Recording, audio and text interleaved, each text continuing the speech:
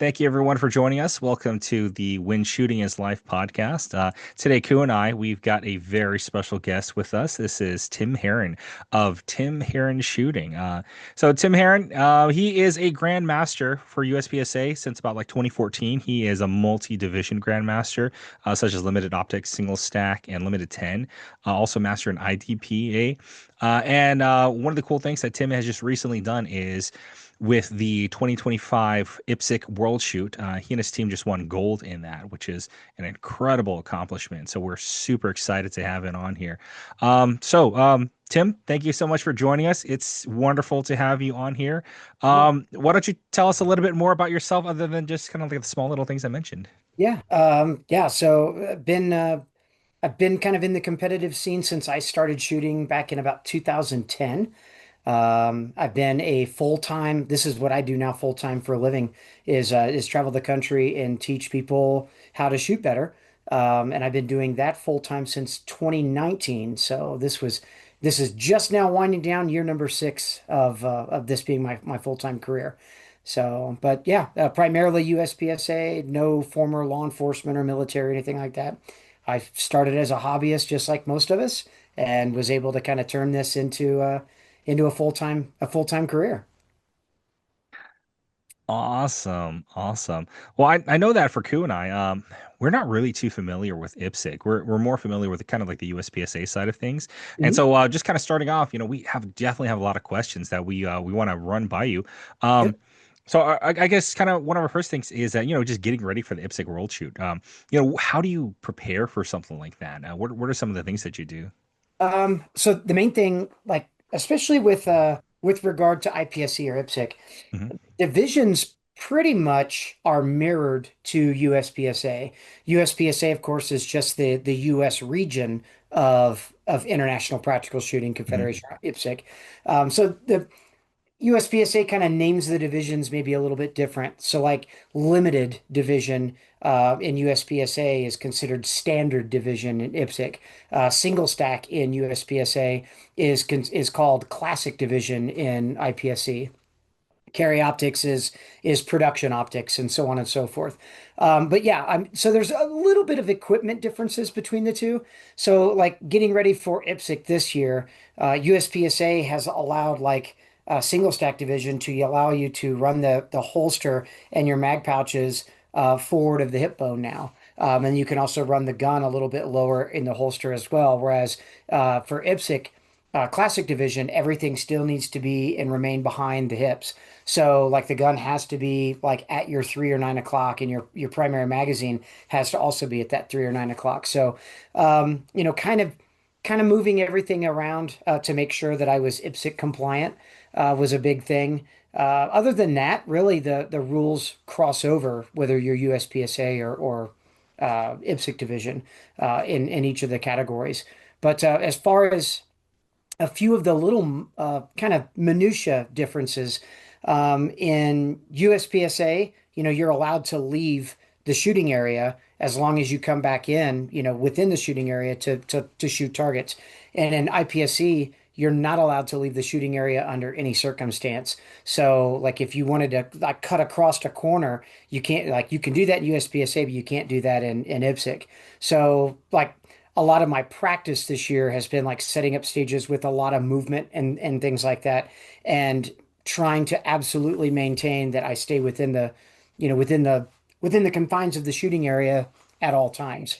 A couple of the other things that you can do in IPSC that we don't allow in USPSA is like you'll see some bigger stages or movement with like strong hand only shooting or weak hand only shooting, and IPSC will allow that quite a bit. So like it's something that you definitely want to practice because you're going to have to like transfer hands to do reloads and transfer back. You're not allowed to use your offhand at it for any reason to like assist in picking up the gun off of a table or things like that. So it's a lot more like gun handling specific in IPSC than maybe what I think a lot of us Americans are used to seeing in USPSA.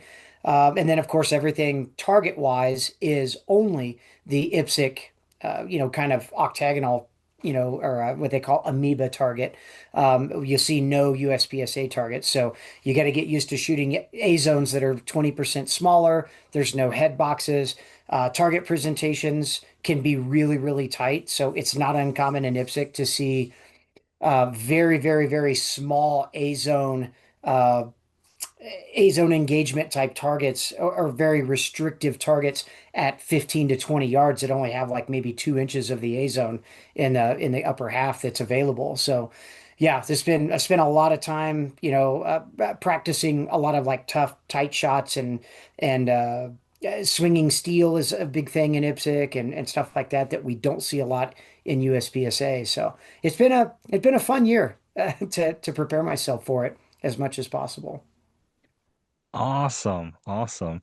Yeah, that actually really answers a lot of my questions because I guess I've kind of heard some people say that USPSA is more like a drag race. It's, just power fast as you can, as accurately as you can, and they said that IPSC is a little bit more technical than USPSA. Do you find that to be It can accurate? be. I mean, there's definitely some crossover. And in fact, I mean, our U.S. IPSC Nationals this year, back in September, August actually, was very technical. Probably one of the funnest, but also one of the most difficult matches that I have shot. I'd have to say at least in the last 5 or 6 years. And it was designed that way to prepare, most of the U.S. delegation that was going to be going to World Shoot to prepare us for things that we may not see, like in the U.S. that to prepare us for, for world competition. Then, of course, we get to South Africa, and most of the targets were wide open. It didn't really push the distances quite very far. There was a lot less technical type shooting than what we had, I think, what a lot of us had prepared for, which was it kind of flipped us on our lids a little bit to be able to see things that were that wide open. Now, in IPSC, one of the rules, though, compared to USPSA is USPSA, there's really no restrictions or, dare I say, like design flow with regards to like 32 round or big, what we call like large field courses in USPSA compared to a minimal amount of, say, small field courses, small courses or short or medium courses. Whereas in IPSC, it's very, very strict that for every one long course that you shoot, you have to shoot, or the stage designs require two medium courses and three short courses. So in IPSC, like I said, at World Shoot, we shot 30 stages, and over 30 stages, over 15 of them were 12 round to 14 round short courses. Another another 10 were medium courses, and then the last five were were long courses. So every day that we shot, you would shoot a combination of one long course, two medium courses, and three short courses for each day of competition. So over 5 days, you would shoot six stages to make up the 30, and they were all really relatively, I don't want to say the same, but relatively the same style of designs so that the points in each zone were worth the same, regardless if, let's say, the Filipino team were shooting zone three and the US team were shooting zone one. It was a they keep it that way so that you can you're able to keep a good eye on competitors and who's shooting what points and what zones. And like, it keeps everything a lot more even versus like in USPSA, you go to nationals, and if you've got, let's say, the super squad's running like, zone one, and there's two or three other guys that maybe weren't on the super squad, but are absolutely a threat, to win the match, and they're on zone three, you're not going to see anything as far as relative points and how each of the competitors are doing until like that final day to start seeing, to start seeing the points comparison. Whereas in IPSC, it was really cool that like no matter where anybody was at any given time, points at the end of the day pretty well matched up regardless of zones. So it's a pretty creative way of being able to do it, especially for World Shoot, because they shot a little over 1,700 shooters through two matches, the pre-match and Wow. the main match, over 2 weeks' time. So that was pretty incredible.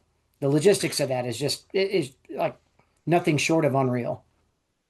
You said a couple terms I want to go over because when we kind of do our podcast, we like to keep in mind a lot of our audience, they're new to competitive shooting, or some of them they've never competed before. And so one of the terms you mentioned is super squad. And so essentially that's where like the top shooters, they're all going to you can essentially pick which group you're going to go, and then all the top shooters they tend to congregate in one group because I believe, you can correct me if I'm wrong, if you're kind of with all the other top guys, if somebody else goes first and you find out that they have a more optimal way of running the stage, you can kind of like steal their stage plans or little tips like that. A little bit of that. So the Super Squad's been around almost since the birth of the sport. Um, And in order to kind of to earn a spot on the Super Squad, USPSA takes a look at your prior year's performance at nationals and says, all right, these 15 guys, all in this division are the most capable and we're closest. They finished the top 15 last year, so we're going to take those top 15, regardless of what squads they were in the year prior. We're going to take those top 15 and put those in the same squad for a couple of reasons. One, so that they can keep an eye and it like so that the shooters themselves can kind of self-police and be able to keep an eye on each other. It also puts us all on as even or level a playing field as possible. We're all shooting the same stage within the kind of the same weather conditions, same conditions throughout the match. Um, and then lastly, for things like Shooting USA or any of the televised stuff, so that it's much easier for them to be able to keep track of points and who's doing what and things like that as well. Although it's not uncommon for, a couple of dark horses that may be on one of the other squads to kind of sneak in there, and then the next year it kind of mixes up everything again, and it makes up a different super squad. Within the realm of World Shoot, the World Shoot does things a little bit differently. Whereas in USPSA, everything about this sport is very individual, right? So, like me competing against even my world teammates at the World Shoot, like in USPSA, I'm competing against those guys all the time. Whereas at World Shoot, because each country has their own delegation and their own teams, the teams are assembled. The way the World Shoot works is they schedule each of each of the teams in the relative divisions to compete against the top teams from the other countries based on previous World Shoot, criteria or information. So the U.S. did not field a team at the Thailand World Shoot in 2022 for Classic Division. So because of that, we were kind of relegated. This year's U.S. Classic Division team was kind of relegated towards kind of the bottom tier, and we shot with the Spanish team, the Spanish national team. Um, Whereas the previous World Shoot, I want to say it was the Czech Republic and the Philippines team shot like were the highest two finishing teams. I think Philippines took gold and the Czech Republic took silver. So those two teams were assembled together on one squad to shoot against each other or with each other at the World Shoot. So everything at the World Shoot is very much your team, your country based. It was so funny. Most people would ask, like, how's your team doing in the competition this year? Like every day we were asked, like, how's the U.S. Classic team doing? And you'd be like, oh, I'm shooting okay. And they're like, no, no, no, I didn't ask you what you were doing. Like, how's the team doing? Which was, it was very much a different, kind of mix. It was a different question to ask. Whereas in the U.S., we don't shoot in team format. So Hmm. it was really incredible to get to shoot. Whereas like at World Shoot, you're shooting the first 2 days pretty much trying to kind of figure out where you were in the pecking order, like on your team. And then it was like after day two, then like the team results start going live.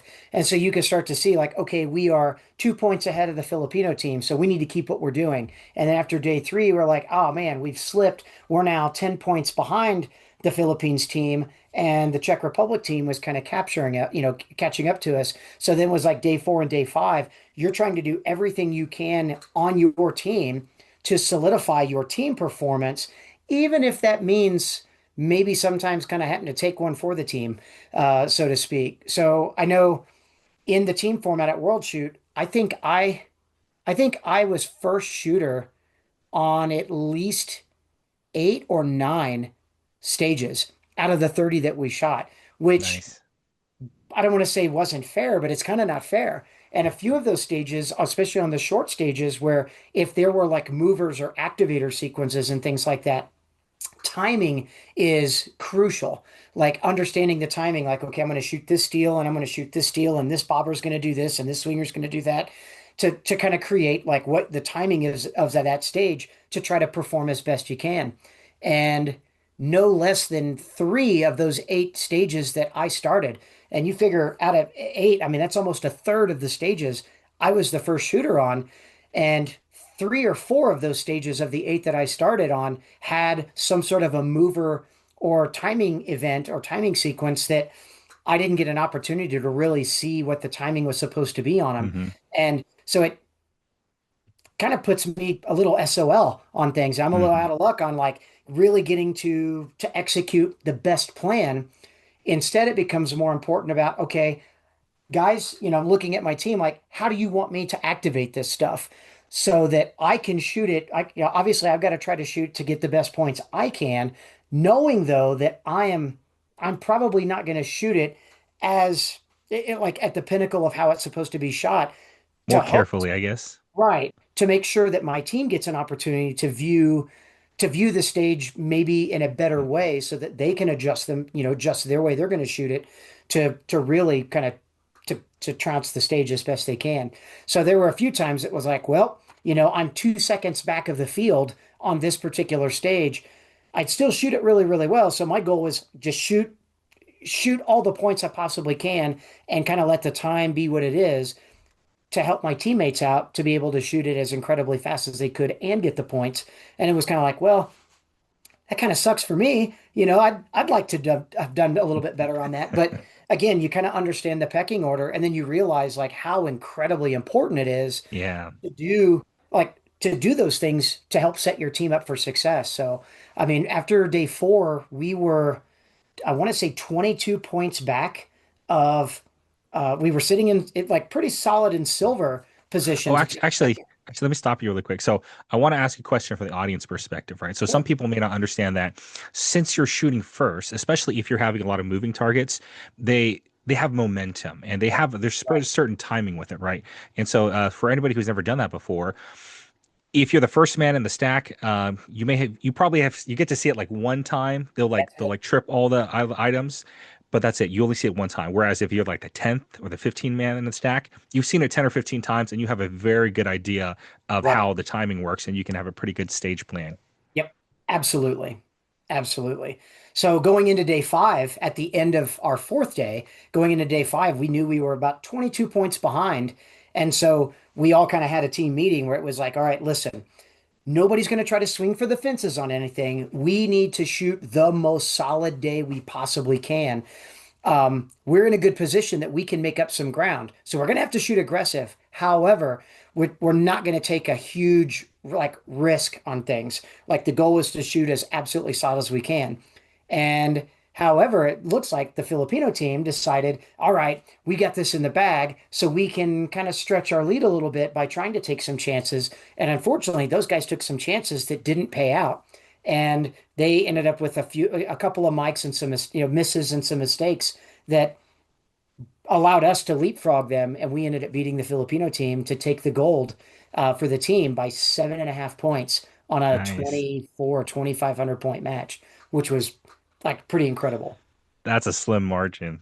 Yeah, That's it was awesome. like I said, it was really neat. I'd like to see more of kind of that team mentality, like be introduced more Hmm. into USPSA to really not only would it help folks that are looking possibly to earn a slot like for the US team in 2029 when we go to Italy, but to also like just give everybody a better understanding of like how a team concept within a very individualized sport Hmm. actually works. And it was really cool to know that like your team is pulling for you, not just, and these are guys that I compete with, year in and year out. And it was like now all of a sudden it's like we've all got to band together to do what's needed to win the gold for our country. And that was super cool.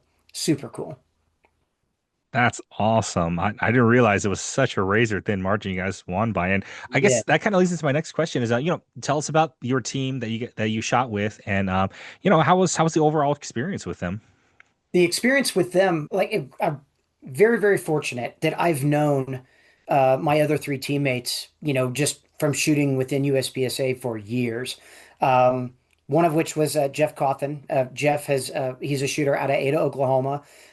Jeff had an absolutely stellar day one and two, and is some of the best shooting I've ever seen him perform. And because of that, he was sitting a pretty solid like third or fourth place in the overall. So then it became the rest of the team's, goal was to help solidify his position and let him just do the best shooting he could possibly do. And Jeff ended up in the individual overall, ended up finishing silver. He finished second overall at Nice. the world shoot. Jeremy Reed is a single stack shooter out of Texas. And Jeremy, I've shot with Jeremy for probably going on 10 or 12 years now. Jeff, I think, started the sport just a couple of years after I did, but I've known those guys, like I said, almost my whole career as a single stack primary, single stack shooter. And then our fourth teammate was Jayleese Williams, two of the wonderful Williams sisters. So Jayleese had earned a spot in the overall team, Classic Division team, which I think she's the first female ever to earn a slot in the overall team, Classic Division team or any division team, which was that was pretty spectacular. And I mean, her performance was like undoubtedly awesome. So to get to shoot with these shooters, and I've known Jay Lee since she started the shooting in the sport at like 8 or 9 years old, right? So here she is, a 22-year-old, not only competitor. I mean, she can mix it up with the best of us and beat me. Like I mean, it's not like like none of the competitors on the team did you think like at all like I've got this in the bag against those guys. There was none of that at all, which was a pretty phenomenal experience. Like everybody really thought team first, individual performance kind of comes secondary to that. And then, of course, when we started seeing how well Jeff and Jeremy were doing, it became like, all right, how do we help those guys finish as best they possibly can? And I mean, out of 160 plus shooters that were just in the classic division, Jeff finished second. Jeremy finished eighth. I finished 10th. So we had three of our four shooters in the top 10 overall. And Jayleese was just barely out of the top 10. I believe she finished 14th overall. So, I mean, altogether, our four teammates like had an incredible finish individually as well as throughout the team itself. But I mean, from the time that we arrived in South Africa till the time we left, and the flight back was was pretty incredible. I mean, like everybody worked together. It was great. We've all known each other for years, so it was, we traveled together and, ate dinners together and just everything. It wasn't just about like this facade of, okay, we have to be the best. We have to represent the team. So we already knew each other, for years. And so it just everything just kind of a well-oiled machine. Like we all kind of knew our place. And fortunately, Jeremy Reed has shot on two other uh, world shoot teams or three other world shoot teams before, so he kind of knew like how to guide us and like how to really kind of help us all be the best team that we possibly could. So just regardless of the classic division team, we saw that time and time again with all the other U.S. delegate, teams as well. Production Optics and Open Division, who of course the Open guys absolutely, they slayed everything they possibly could. The Revolver team, I mean everybody. I mean I think the U.S. fielded 135 shooters Wow. and we were the top delegation with I believe Italy, a very, very close second, South Africa, third, and Mhm. Brazil, fourth in the number of shooters that they fielded on the teams. But I want to say close to 100 countries or more were like had a team of some kind or had some individual that was representing their country. So I mean, it's a pretty incredible experience. I mean, it's the Olympics of pistol Mhm. shooting. So for me, it was kind of a once in a lifetime opportunity, and I wanted to make the best of it. That's awesome. I guess one of my questions is, so a lot of our a lot of our listeners, they're probably not familiar with, especially like the IPSC divisions. Mhm. So you're talking about shooting in classic division. So you famously are very well known for shooting like a lot of 1911 single stack guns and a lot of Yep. iron sights. I know the hot thing right now is limited optics, red dots, carry optics. So tell us a little bit about classic division. What do you love about it, and what do you run?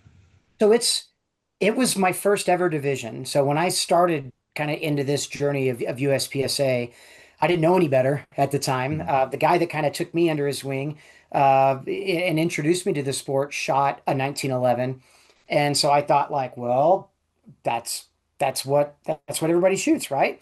And then little did I know that no, most everybody back when I started shooting in 2010 were primarily shooting production. So iron sights were still the most prevalent division. So limited division, production division, and single stack were really the kind of the big iron sight divisions. Open, you had to have a whole lot of money and a wide open checkbook to be able to shoot, like these guns tuned to the absolute nth degree. When I started shooting, there was no such thing as carry optics or limited optics. It was open was your only optic division. You had limited production, single stack, revolver, and limited 10. And so like I chose single stack because like I said, the guy that introduced me to the sport shot that. So my very first gun was a Kimber 1911, just a plain old Kimber Custom 2 and a set of Wilson Combat mags. And I shot that gun from 2010 till I made Master in 2013. And so when I made Master, I told myself like I'm going to keep shooting this gun until I make M class. And when I make M, then I'll buy something really competitive.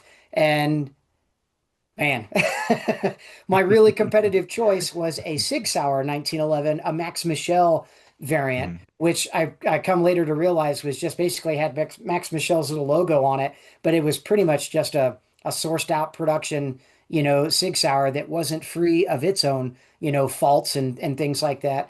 But yeah, I shot that gun for the next 3 years. So 2014, I made Grandmaster with that pistol, and then I shot that through my days, kind of on the amateur or what they called the grassroots 6 hour team program that they had.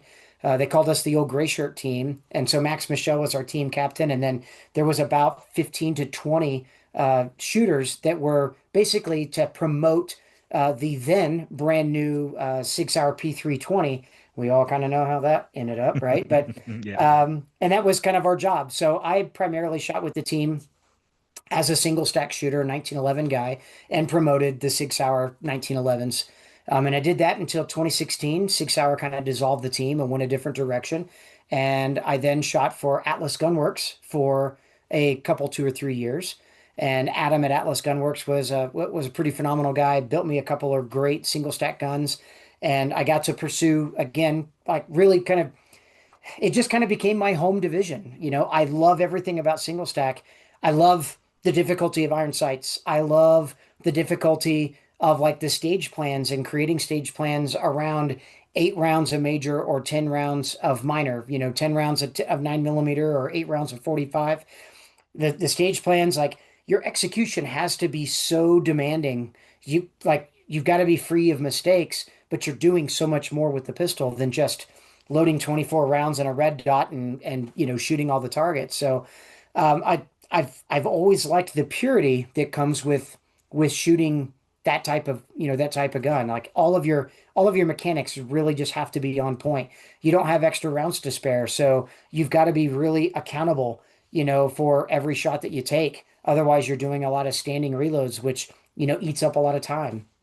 Um, but yeah, I did that with Atlas for a few years, and then moved on to the company I've been with for the longest amount of time now, since 2019 with Nighthawk Custom. So Nighthawk reached out to me back at SHOT Show 2019 and asked if I was interested in representing Nighthawk and continuing shooting single stacks as well as maybe some double stack, 2011, type firearms with them. And I couldn't have been more elated. So kind of made the switch over to Nighthawk, and I've been with them ever since. So Awesome. Awesome. Um, I guess you've had a really cool experience of kind of being able to travel internationally and getting to shoot in a lot of different countries. Um, I wanted to know, being able to travel and talk with all these different teams, what's kind of the difference that you've seen in the shooting culture in other countries versus the US? Um, it's honestly, it's a lot the same. Hmm. It's pretty incredible though to go to go to another country like South Africa, and every country is represented, and everybody is really looking out for everybody else. There wasn't a whole lot of, like secrecy, where like the Spanish team is kind of whispering off to the side, like, oh, we're going to shoot this stage Right. this way.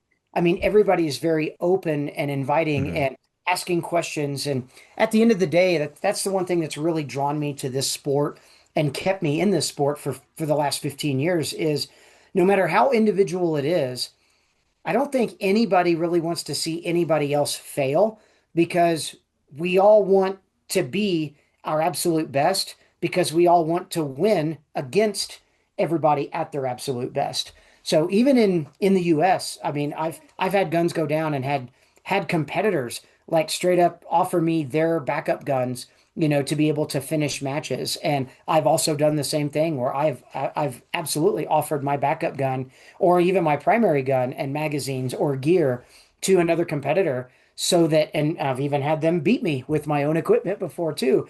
But it doesn't make me feel bad. I mean, it's the great thing about it is I think as a community as a whole, we do a really great job like lifting everybody up despite Instagram differences or social media toxicity and these other things where sometimes we're kind of led to believe that God, this industry kind of eats its own sometimes. And within the sport, you just don't, I'll be honest, maybe I'm blind to it, but in 15 years, I've seen little bits of it, but overwhelming the feeling is everybody is really there to truly bring out the best in each other. And that's what's kept me here. I mean, with zero burnout, zero, I'd like to try something else. Like I can't wait to kind of take a break the end of this year to then ramp up for next year and see how far I can go in 26 and 27 and 28. So it's on the world stage and with other countries, it's the same way. Maybe there's the language barrier, but other than that, like everybody has the same, like everybody's able to speak the same love language, which is shooting and practical shooting and competition, which is it's so cool to see. Um, what one question I do want to ask you, kind of like going off of that, is so on this podcast a lot, we talk about Eric Graffel. So Billy Barton, he when I took Billy Barton's class, Billy Barton says that Eric Graffel is the greatest pistol shooter who has ever lived. And I think Undoubtedly. so this is his 10th IPSC championship, I believe. In a Yeah, row. Yes. 10 in a 10th row, which is consecutive. incredible. So he has been unbeatable in over 30 years of world competition. One of the things that, Ku and I we want to talk about is that a lot of people assume that shooting culture is American culture, and not a lot of countries have as big as a shooting culture as we do in the US. So why is it that a Frenchman is arguably the best who has ever lived? What are your thoughts on that? No, I think it's phenomenal. I will say everybody likes to believe that the United States obviously invented IPSC. Although it was invented here, it was kind of invented here by a delegation of about 42 or 43 other countries back in 1976. So this, I mean, it was during the General Assembly of IPSC in 1976 to create the sport. 46 other countries were represented besides just the US by an assembly of a lot of folks. And in IPSC, originally it was designed to test who had the best skills and techniques worldwide, both in law enforcement, military, special operations and stuff like that. So, and that's how the sport was invented. So we'd love to say that we've got the monopoly on it, right, as Americans. I will say that shooting is probably more readily available as US obviously has the Second Amendment and the right to bear and keep arms and the freedom to be able to explore different firearms and sports. However, it's really surprising to go to a place like the World Shoot. Like we've always heard, like Australia has lost all of their gun rights, and Australia had a huge team and delegation of shooters. And it was great to kind of sit down with those guys and be like, so what's it like in your country? Like, are you guys able, like, clearly you're here. How easy is it to own firearms? And they're like, well, it's difficult, but it's not impossible. Like the rest of the world likes to, is like somehow is perceived it being impossible to own guns. And a lot of countries are that way. So now I will say that in a lot of countries, it's kind of a who's who of who do you know politically? Who do you know maybe law enforcement wise or government, government wise to allow you to own firearms to then be able to shoot them in a sporting manner. And it sometimes requires a lot more money.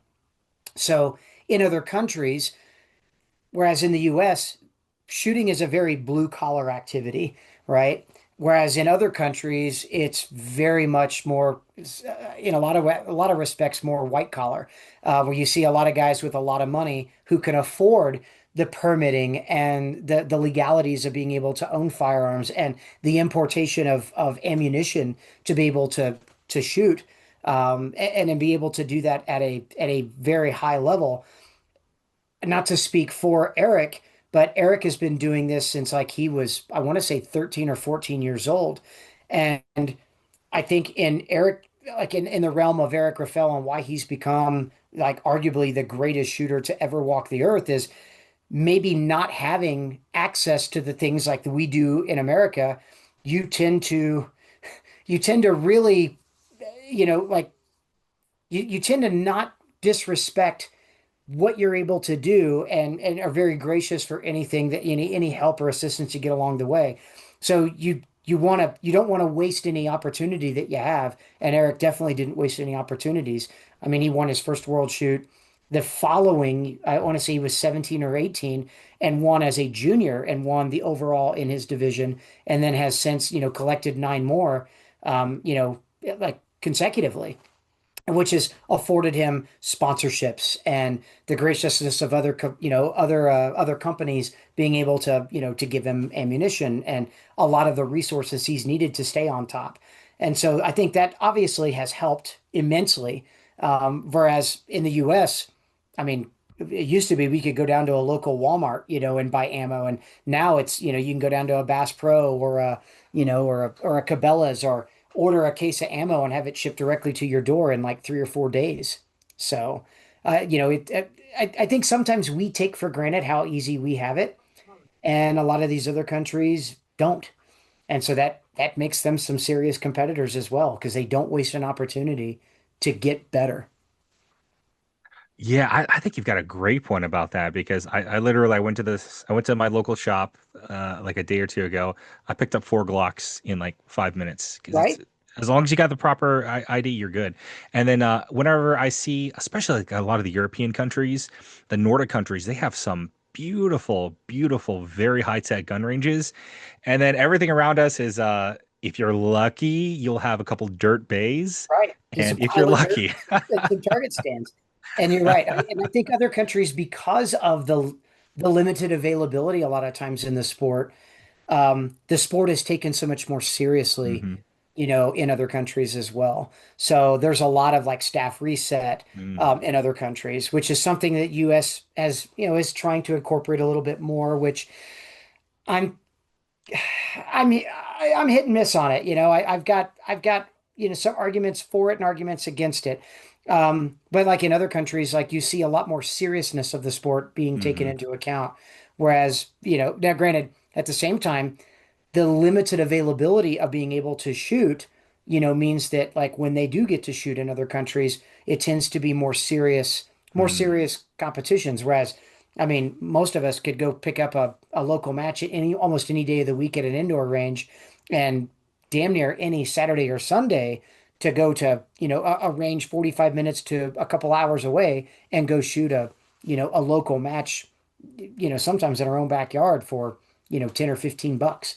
So I think until we start to really bring the seriousness of the sport kind of the same level that a lot of other countries have, it's always going to be kind of considered a kind of a blue collar hobby versus a taken seriously sport. Oh, absolutely. Ku and I, we complain about this all the time that we know dozens, if not hundreds of people who own guns, but we know very few people who actually compete with them. Yep. And I think I saw that you finished your home gun range. It looked pretty nice. Well, I'd say finished. It's always a work in progress. Yeah. So I initially wanted to build. So we've got 120 acres out here in the middle of. Nice. So I Nice. initially wanted to build just a facility that I could train and, Hmm. and practice on, as well as be able to teach an occasional class out here too. Hmm.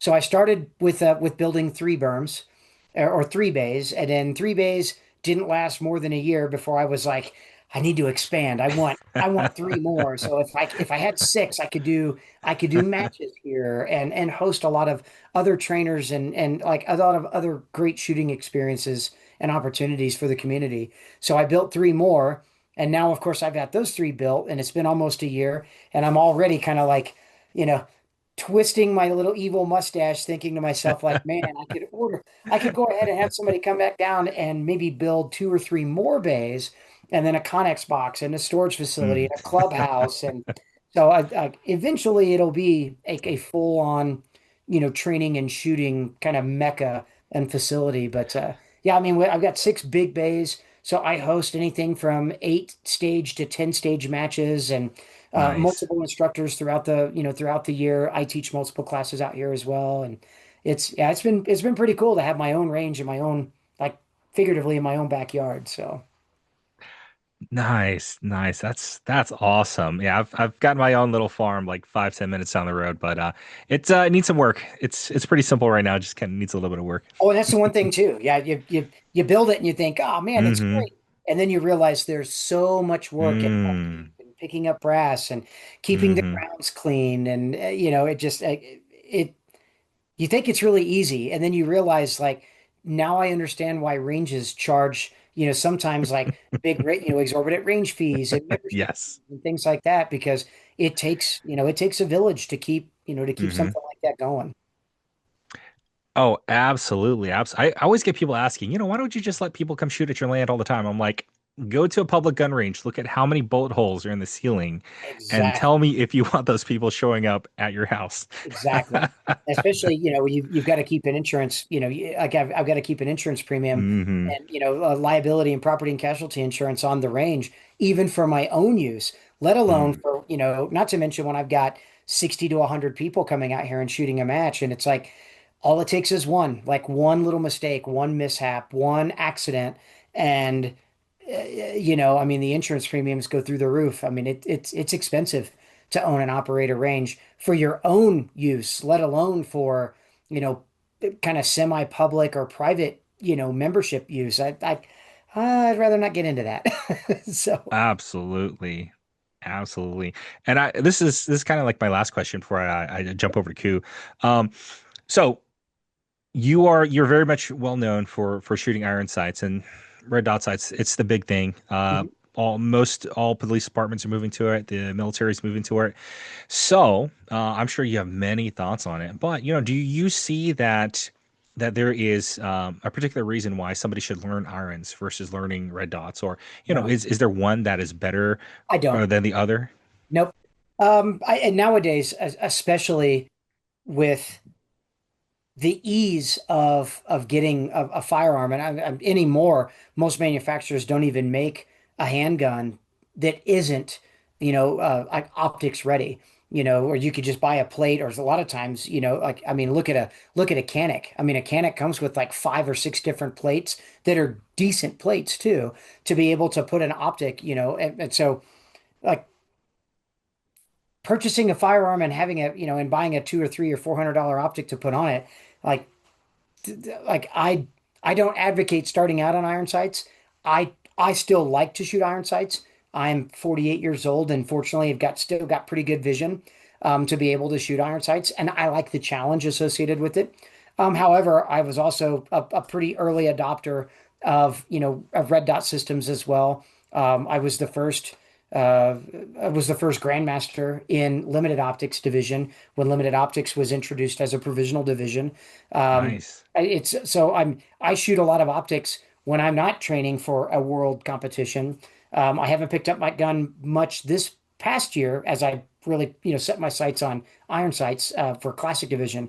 But now I'm kind of back behind an optic gun again, shooting limited optics, and look forward to really pushing my skill set even higher with that. The one thing I because I was so focused on classic division this year, or single stack and IPSC and iron sights, is that I kind of relinquished any opportunity to try to shoot for race gun national or shoot at race gun nationals, which is happening as we speak this week and weekend. So I won't be going to race gun nationals this year. However, next year I'll be I'll be running a limited optics gun at race gun nats, as well as then kind of flip flopping back and forth between my single stack gun, for points needed to try to qualify for the next world shoot in 4 years. So. Yeah, I mean, as far as like people, should I start with iron sight gun or should I start with an optic gun? Start with an optic gun, just shortcut the learning curve, get behind an optic in just about every way fathomable without with the exception of cost. A a red dot gun is going to be, or a red dot is pretty much superior to an iron sight gun. I do still feel and believe that iron sights are a little more robust. They're less likely to break or fail than an optic. However, with the with the new optics, coming on board, other than batteries or mount issues, that's generally user error. Optics are pretty trouble free. So yeah, why not? Awesome. Awesome. Yeah, that's for the longest time, everybody's always arguing that, oh, red dots, they're unreliable, or, red dot. I've always heard, especially when I started getting to red dot pistols, probably around like maybe 2015, 2016, everyone's like, that's cheating. Having a red dot on the pistol is cheating, but that's the whole point. That if your life is on the line, you're not going to use a pointy stick. If you have the gun, then cheat. It, Right. you're going to use every advantage that you can. It's pretty refreshing to hear from you, who's from someone who is very well known for shooting irons. Yep. I mean, inside of 10 yards, I don't really Mhm. feel that there's a big definitive advantage to an optic over irons. However, you start to push the distance 12 yards and beyond.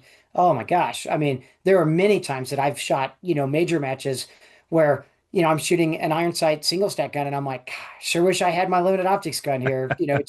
It's like the ease of aiming and the ease of diagnostics, like your own self-diagnostics and being able to see the feedback from the gun through through the reticle is so much easier to pick those things up. So, like I said, the learning curve is so much more shortcut, especially for newer shooters that are able to see deficiencies or kind of their actions, behind the gun so much easier because the red dot gives them so much more information that's so easy to see. Awesome. Awesome. Well, Ku, you've been kind of quiet, so why don't you hit us with some of your questions? We'd love to get some of your thoughts, some of your input. All right, so let's dive into some USPSA and some coaching stuff. But Yeah. before we dive into that, in your opinion, do you think it's easier to shoot a IPSC target or a USPSA target?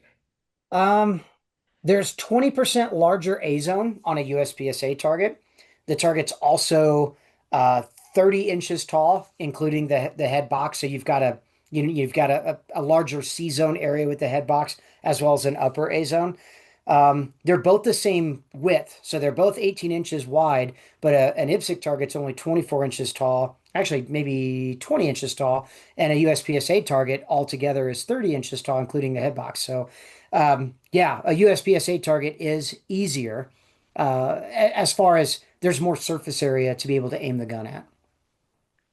So I'm going to piggyback off that really quick. So correct me if I'm wrong, but I believe it's so in the US we use the USPSA target, which for those of you who don't know, it's the brown torso target, right? It's got the Right. body and the head.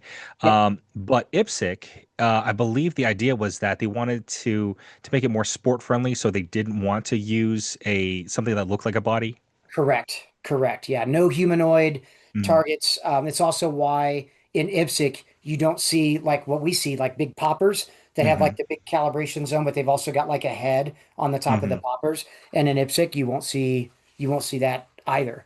So everything is meant to be like again very politically correct because again, like in order for the sport to be taken seriously, especially in very kind of hot political climates in other countries, you've got to make the sport you got to make the sport enticing as so as not to so as it doesn't promote shooting at humanoid shaped or silhouette shaped targets.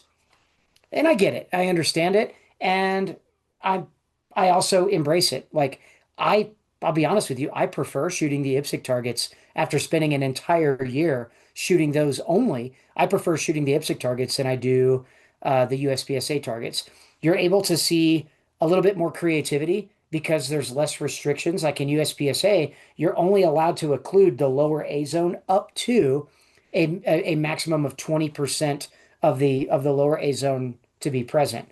Or if you cover the lower A zone, then the entire upper head box has to be, or upper A zone has to be um, allowed to be able to be seen. And whereas in IPSC, no such rule exists. So you'll see things like tuxedos that close down and only allow you like maybe a 1 inch strip of the A zone, or no shoots that go up all the way to the very tippy top of just where there's maybe only an inch of the A zone available. And the inch on the top of an IPSC is only like an inch and a half wide by an inch tall, too. So like you see some more creative uses of the IPSC targets than I think you do in USPSA, where we've kind of standardized how they can be presented to a shooter. I personally kind of struggle with the IPSC targets because I don't shoot them too often, and the center A zone, instead of being like a nice rectangle that's like dead center, it's more teardrop shaped, Yep. and so that's the part I struggle with is because I haven't gotten really good at visualizing what I'm actually shooting yet, so I, Yep. I still struggle with it. Kind of shoot directly at the center, Hmm. high, low, left, right, center, like put the sights or the dot right in the middle on a full size IPSC target, and that pretty well guarantees alphas. Whereas like in USPSA target, like we have a tendency to aim more at the kind of the upper third Hmm. because the A zone sits up a little higher on that Hmm. target than what it does on an IPSC target.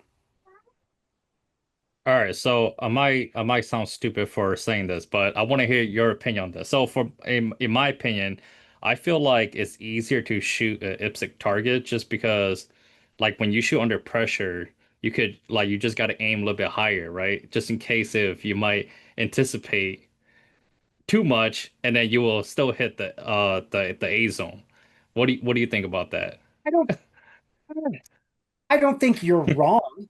I think visually it lends itself visually to being able to process where the middle of the target is on an IPSC target versus a USPSA target. Again, because the absolute middle, it's basically all you're doing is like basically take an octagon or a stop sign and just stretch it a few inches, high and low, and that's basically what an IPSC target is. So it's more visually pleasing to just when you see the target and you race the sights to the middle of the target, and that's the middle of the target. Whereas on a USPSA target, again, you have to have a little more discipline to aim at the kind of the upper third, because if you aim in the center of the target at close distances, it's not a bad thing. However, at farther distances, 15, 18, 20 yards, our vision and our brains kind of have a tendency to cut off the head box where we won't take into account that the head box makes the target the entire height of the target 30 inches. the brain kind of filters out the head box and we aim at just kind of center of what's available brown. And we end up holding the sights too low. And this is where we end up getting like the alphas and Charlies, or even worse, at farther distances, we end up with like too low Charlies just underneath the A zone because we're placing the sights of the dot in what we perceive to be middle of the target, but it's middle of the lower torso of the target, not taking into account the head zone. Mm. Whereas in an IPSC target, middle of the middle of the middle of the target is the same regardless. So yeah, you're not wrong. All right, that makes sense. All right. All right, let's get into some USPSA and some coaching stuff. All right, so the question I have for you is first question is how do you approach match prep differently now compared to you when you first working up to GM? Okay. That's a great question. So match prep initially, when I first started kind of in the sport, I wasn't shooting as many major matches either, right? And so matches, especially local club matches, kind of had a different feel. You're going with your buddies, you're gonna have a great day on a Saturday or Sunday, shoot the match. Everybody's going to go out for, in my area, everybody went out for beer and tacos afterwards. And it became a lot more, it was a lot more social, And so, and even now, like our local club matches are a little more of a social event than they are like everybody's taking it serious and putting undue pressure on themselves to perform to a point, right? And for many of us, maybe the local club matches are your Olympics. Like I want to go to the local match and I want to crush souls. I want to shoot as best I possibly can.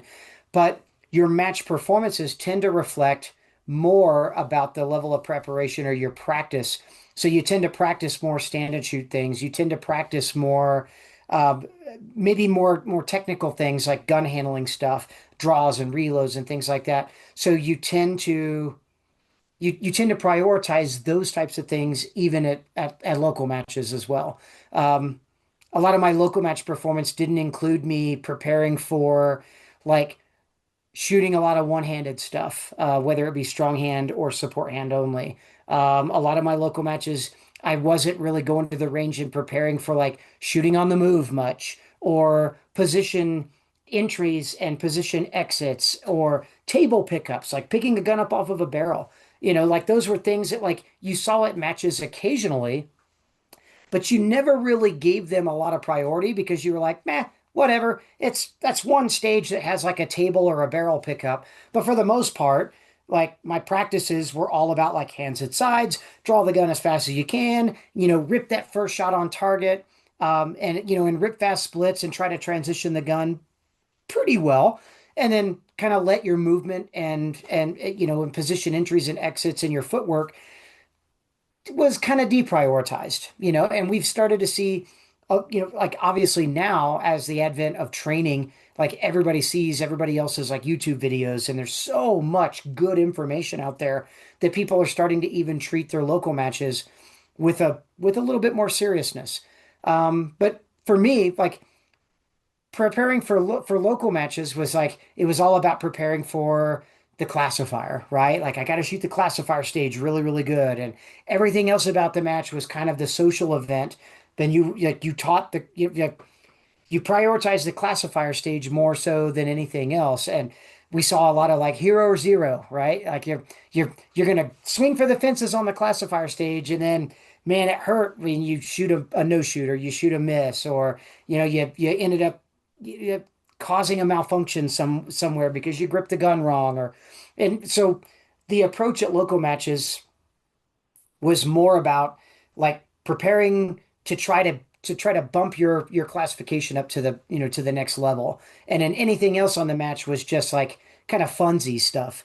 Versus now we're starting to see people take local matches and club matches more seriously. And of course, like even in my own shooting, I was letting a lot of my personal expectations go in club matches and not taking those as serious, which was at a detriment for when I would go to major matches. I was looking to perform, over kind of a longer period of time in major matches, but I wasn't preparing myself to do that well at local matches because I wasn't taking local matches very seriously. I'd go to a local match, and at the end of the day, it was still like, I'm going to go hang out with my boys, Q and Christian, and we're going to have a good time, and we're going to laugh and cut up, and afterwards, we're going to talk about, our mistakes and things, and that was all it was. And then I would go to like an area match or a state championship match and wonder why I couldn't hold it together for 10 or 12 or 14 stages. And it was a reflection of the lack of effort that I was putting into my local matches. So Hmm. for quite a while, I had to start approaching my local matches as if they were just as serious as my major matches. Like, and not that like I was not being sociable and laughing and cutting up and having fun with my friends, but you had to learn really quickly where that fine line of kind of overdoing the playtime turned into, okay, I need to be serious. So I need to disconnect from this to really focus on my efforts to do as best I possibly can on this stage and then carry that to the next stage and to the next stage.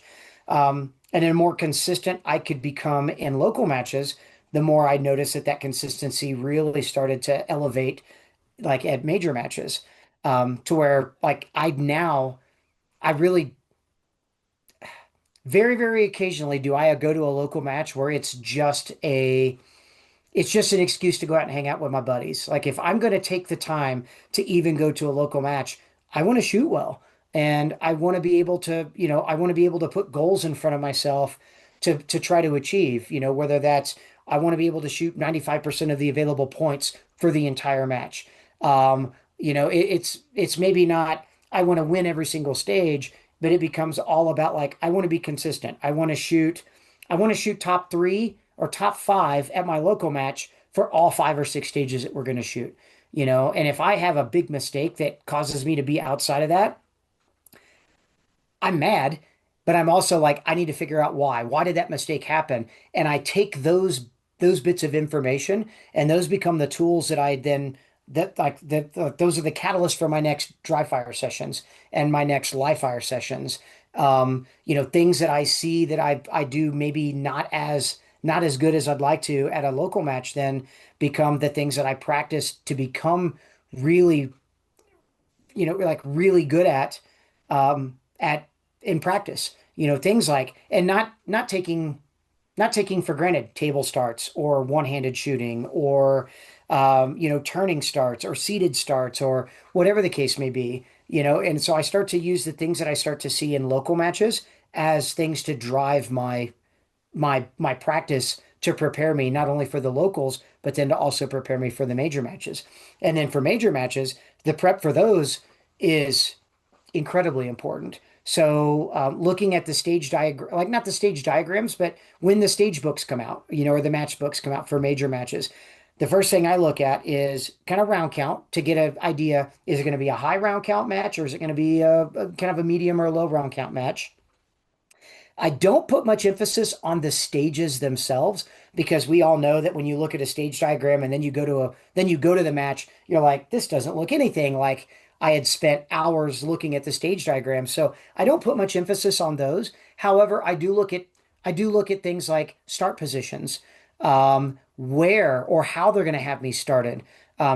So like a lot of times major matches will follow a theme. So you might have like, okay, a lot of table pickups or a lot of seated starts or starting outside the shooting area. And if you're starting outside the shooting area, well, you can throw away that sub 1 second draw that we think is so important in our dry fire and at local matches because I'm probably going to have to draw and move my butt, 5 or 6 yards to the first position. So those things then start to emphasize what I'm going to work on for the next week or two, especially like for major match performance. So I'll start to look at things like position entries, exits, opportunities to shoot on the move. If there's a lot of like barrel starts or table starts or seated starts, I'll start to replicate those things into my dry fire, into my live fire routines as well.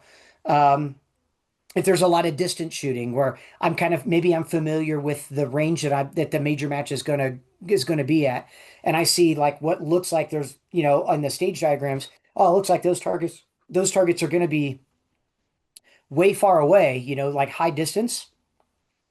then then my major match preparation is going to include a lot of like 15 to 20, 25 yard steel or 20 to 25 yard partials and, paper targets. I'm probably going to make sure that I am well versed in, strong hand and support hand shooting, whether or not I'm going to see it at the match, because you just never know. So, but a lot of my preparation for a major match is to leave no stone unturned, to be as prepared as possible for the major match performance when I get there. To the point where I probably make my practices more difficult than they need to be, simply because I want to be as prepared as possible. So if I see a 10-yard wide open target, man, in my practice, I was shooting that 10-yard target, but with a no shoot attached to it and really strict, and still trying to shoot it like I would, a wide open target, so that when I get to the match, I'm fully prepared. Like I know I've got the confidence. I look at all the stages and I'm like, why are those targets so close? And why is that swinger only at 8 yards? Like I've been practicing swingers at 15 yards. Like, oh man, I'm ready for this. I'm ready to absolutely, you know, like lay down a really good performance at this match, because I am prepared in ways that most people aren't. Whereas like earlier, in my career, local match stuff was just like, the thing your practices tended to be defined by the things that you saw in local matches. So if your local match is typically kind of real hoser friendly, it's just a lot of 3 yard and 5 yard and 7 yard wide open stuff. Well, of course, man, I'm going to go to the range and I'm going to practice those things, because I unfortunately believe, that's always what I'm going to see. And then the very first time I went to a major match, and I was like, what the hell do you mean they've got, no shoots out there at 25 yards, and holy cow, these swinging targets and double swinging targets with no shoots attached to them, or man, those, that steel's way out there at 25 and 30 yards. I'm not used to this. And so you kind of get, not that you can't shoot those things, but you tend to get a little not confident. Your confidence takes a big slip, because those aren't things that you practice very, very strongly.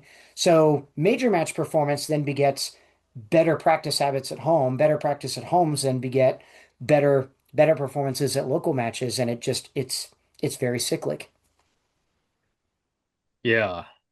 It's it's funny that you say that, because it reminds me of me and my buddy. Like, because like every time with me and my buddy, we would go shoot section match. Not the one in Minnesota, but like Iowa or Wisconsin. Uh-huh. We we would go there. It's usually a 4 hour drive, and then we just wake up, we go there, eat gas station food, and just wing it, and then we always end up. That's the reason why we're always ending up like top 50 to top 90 overall. And I'm just like, damn, dude, we suck. But I think in reality it's because we don't actually prepare ourselves for the match. Like we That's just go there and wing it, and then we wonder why we suck. Well, and you do the same thing like at local matches. If most of your Yeah, local matches, let's say, are shot on a Sunday, right? yeah, And you spend all day Saturday, doing, I don't know, your honeydew list at home, or whatever. And then you stay up late and you're like, oh man, just one more movie. It's only 10 o'clock. yeah, I'll go to bed at 11:30. And the next thing you know, it's 1 a.m. and you go to bed knowing that you got to get up at the butt crack of 6 a.m. to go, to grab your gear. It's in the corner of your room or whatever, not forget anything, throw it in the trunk of the car, and then drive, an hour out to the range. If your priority at your local match basically starts with that minimal amount of preparation, then how can you expect to perform? And a lot of times we mimic those same exact things at major matches. Or the worst thing that we do is that we kind of throw caution to the wind at local matches, and we like, that's not that big a deal. We stay up late, or, we don't get much sleep, or we don't really mind our nutrition or our water intake or anything like that. We don't treat it like a serious sport at local matches. But then all of a sudden, we know we're going to go to a major match. So then you're like, I'm not going to allow myself to be 90th again at this next match. We're going to take this stuff seriously, right? So then you start doing things like, all right, I'm not going to have those two energy drinks on the way to the major match because I get too caffeinated and I get too jittery and too shaky. So I'm going to limit it to like one cup of coffee and I'm just going to have a little bit of breakfast. And then but when you change our entire habits, like, okay, well, I'm going to change things and take it more seriously. The problem is your body's not used to that either. Yeah. So if you're used to getting up in the morning and having an energy drink before you go shoot that local match, why the hell are you changing it now to go shoot the major match? Yep. At the same time, that preparation for those kind of things, like physical wise, started a week before, not the night before, and not the morning of. So like my preparation for a major match generally starts with obviously making my practice a little bit more difficult. But also the week before a major match, I'm not practicing to try to learn or develop a new skill. A lot of my practice then becomes more about building confidence, like Mm. shooting ridiculously hard things, not worrying so much about the timer or trying to like execute like a perfect rep of things to try to learn things like that. A lot of it for me is just like, can I hit everything that I aim the gun at? Am I capable of pressing the trigger and being confident in my ability to execute and shoot everything that I see in front of me, right? But then as far as like my sleep habits and things, I try to change those a little bit. So knowing that for me, a lot of times I've got to get on a plane to go fly to, a major match someplace. I try to get a better night's sleep at least 2 nights prior to and sleeping, up to, and getting good rest up to, having to wake up at 2 a.m. to go catch a 5 a.m. flight, to get to wherever the venue is going to be. And if I can get to the venue with enough time to maybe walk some stages and then call it an early night, not hang out with my buddies, out at a restaurant and then like, oh, we're going to go over here and smoke cigars and drink bourbon until 10 o'clock at night. It's like, I'm going to call it an early night. I'm going to go to the hotel at like 8. I'm going to try to, make sure I've taken a shower. I've got all of my stuff prepped up, ready to go, and I'm in bed trying to at least get some sleep by 9 or 9:30 so that I can wake up like rejuvenated and ready to go come day of the match. So I mean like it's taken me a while and I'm still not the best at it. There are certain times that I'm just like, what's one beer gonna hurt? Like what's another 30 minutes? And then you realize like, shit, I've been up till 11 o'clock. I got to get up early. I'm shooting an AM schedule at the major match tomorrow and I'm unprepared. Like, I hate that. That sucks. So a lot of it just starts with preparation ahead of time. The other thing too is hydrate, hydrate, hydrate. I don't wait till the day of a major match to start thinking like, okay, I'm going to start guzzling water and drinking a bottle of water every stage. That started 2 or 3 days prior. So for me, it kind of becomes like a little bit like, I'm going to cut back on any kind of beer or alcohol or soda. Like I really want to just focus on like drinking, water and drinking lots of water. When I'm out at the range and practicing, I want to make sure I'm staying up to, up to the minute with hydration and things as well. The other thing I try not to do is I try not to eat gas station food on the way, on the way to the match. I will say most gas stations nowadays, though, at least have like bananas or apples. So swinging by even a gas station and grabbing a couple of pieces of fruit, putting those in a bag with maybe like a Propel or like a Gatorade or something to try to give you some electrolytes and snacking on light fruit throughout the day. Like having an apple by stage 2 and having a banana by stage 4 and making sure that I'm kind of staying up to date on those things to kind of keep your blood like your blood sugar levels pretty even keel so you're not having this huge rush followed by this huge crash throughout the day. And those are different things that they start with local matches and they become habits at local matches that then turn into better habits at majors as well. Yeah, that's me right there. Yeah. All right. Yep, I will try to work on myself. A week before the major match, a major match. All right. So Yeah, the yep. Go ahead, Christian. no, I was just gonna say, I think that's always, I think that's one that people are like, Hold really on, Christian. the sport. You're cutting off. Can you hear me? Yeah, your screen froze though. Tim, you still good, right? Yep, I'm still good. Christian, you still there? Yeah.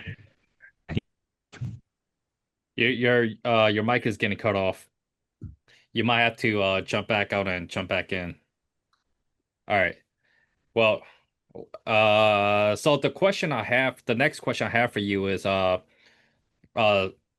what are what are a few common plateaus performance plateau you see from other shooters, and how do you coach them through it? Ah, that's a good question. How do I coach them through kind of the mistakes that they're making? Yeah. Yeah, like for example, for me, I think uh me personally, I struggle with um damn, what do I struggle with? I struggle a lot with my double tap. Like sometimes Okay. I will get like the first shot will be alpha, and then the next shot will be like Charlie or Delta. So coaching someone through that, a lot of it is has to do with especially like with regards to doubles, like being able to shoot two shots very aggressively and be able to maintain grip pressures on the gun. And that's ultimately that's what's happening is that your grip pressures are changing. So generally speaking, you're good to get a really good sight picture on the first shot and you're focusing on pressing a trigger without interrupting that. But then on the second shot, your entire hand is really cranking down on the gun to try to return the gun as fast as possible. You're probably letting go visually. So it becomes less imperative to return the sights to a spot on the target. And it becomes more about hurry up and fire that second shot as fast as I can so I can move on to the next target. So there are two things are happening. One is the level of pressure or tension that you have on the gun with your grip is not staying, it's not remaining a constant. So you're ramping up more pressure when you're trying to get on the gas and go faster, especially on the subsequent or the second shot. And then the second thing that's happening is you're not as visually driven to return the sights to a specific spot on the target. So because you've gotten a little loose visually, there's nothing to say, hey, the gun needs to return here. We end up just like hurrying up, like I said, preemptively pressing the trigger that second shot with our all of our might to then hurry up and get the gun to the next target.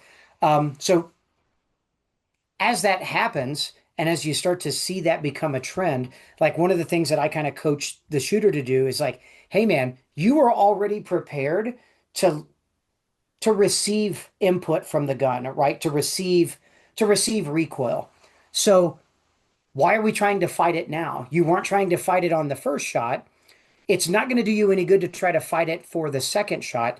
The goal becomes you've already got the grip established on the gun to allow the gun to lift, and that level of grip pressure is already enough to allow the gun to return without me trying to influence it any harder to return. So let the gun return.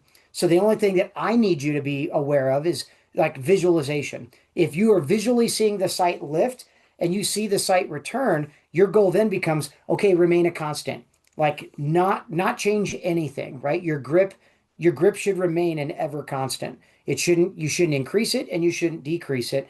Let the grip be what it is and let your eyes just return the gun back to that same point of aim and press the trigger again.